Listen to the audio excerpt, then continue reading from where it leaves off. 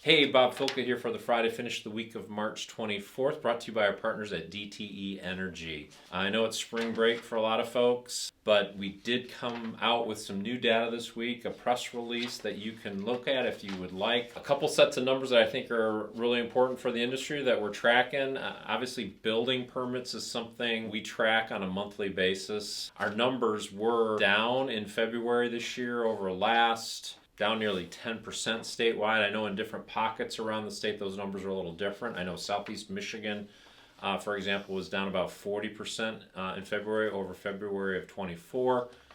On a year-to-date standpoint, though, since we had a better than normal January, we're about even with where we were with permits last year. Every couple of years we also pull the state license database and we compare that to the state voter registration list in order to determine how old people are in our industry. I'm happy to report that in the youngest age group, for those 25 and under, we saw an increase of about 8% in the number of license holders. So that's builder's license or contractor's license that have been issued in the state of Michigan. So we had an 8% increase in that entry-level age group. The average age of a licensed builder or contractor in Michigan is 56.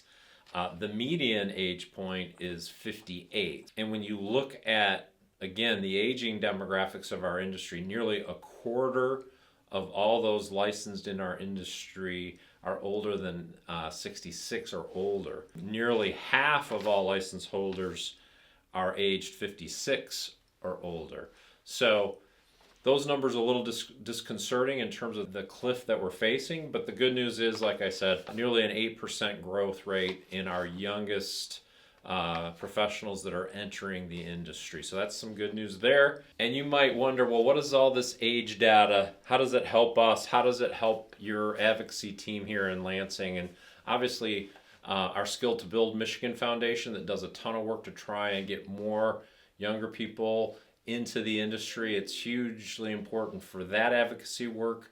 And also in the legislature, we're looking at various bills, one to possibly change some of the age restrictions on how old you have to be on a work site for the construction industry. There's a number of policy efforts that are underway with regard to workforce where this information will be vitally important. And that policy work obviously is having an impact at those younger age points where we're seeing a nice modest increase. We need to double and triple that in order to continue our education efforts, to educate parents, to educate young people on the great career opportunities in our industry.